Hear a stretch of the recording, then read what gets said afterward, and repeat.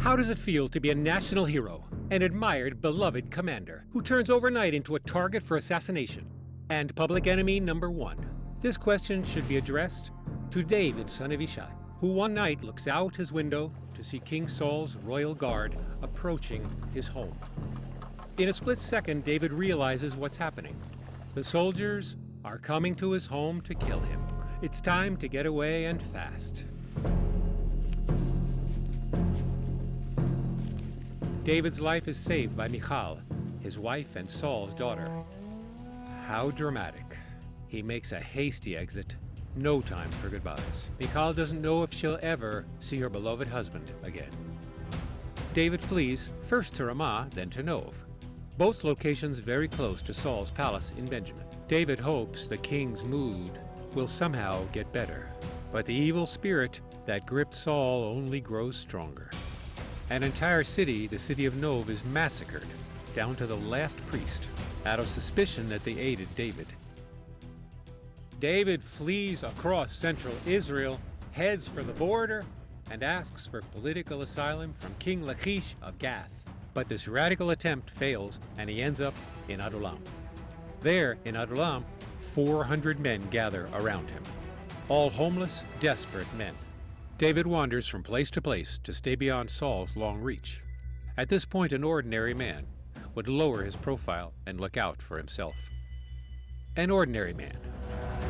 But David can't just look on as the town of Keilah is attacked by Philistines.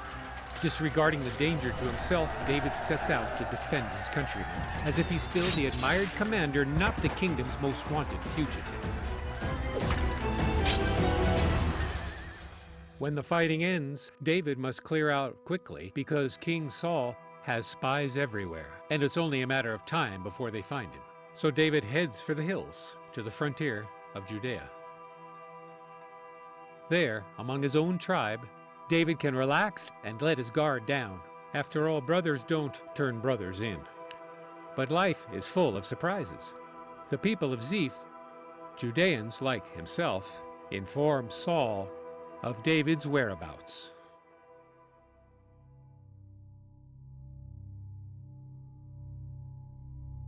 How depressing. David's last resort is to leave society completely. Where? Here, among the desolate cliffs of the Judean Desert, near Ein Gedi. He has only his song and prayer for company. A psalm of David from the Judean Desert. Lord, you are my God, earnestly do I seek you.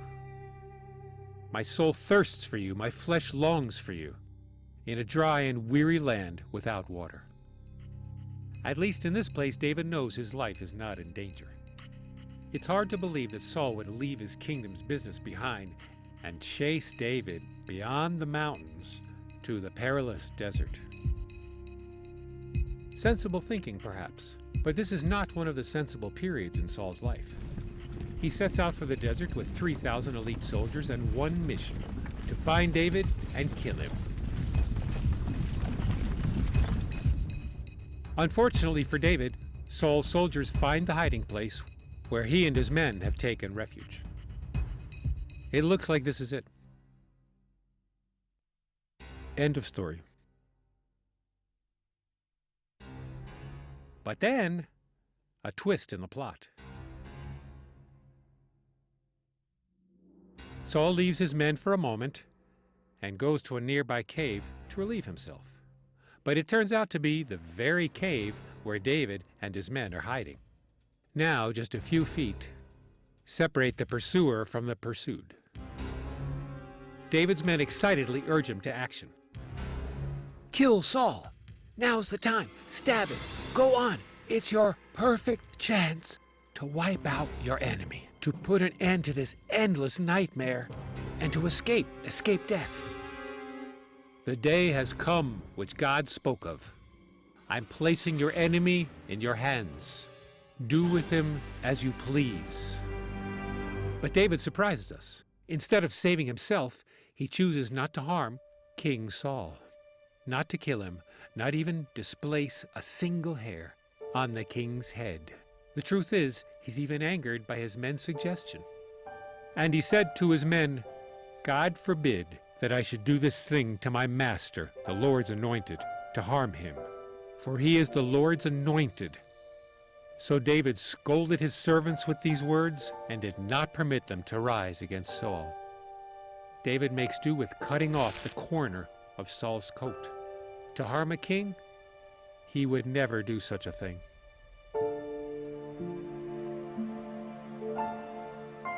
David will pay a heavy price for this decision. He'll have to wander to the land of the Philistines and live in exile until Saul's death, but he never regrets his decision. But why did David withdraw? Why does David pass up a golden opportunity to rid himself of his deadly enemy while delivering the kingdom into the hands of a worthier man, into his own hands, not for his own sake, but for everyone?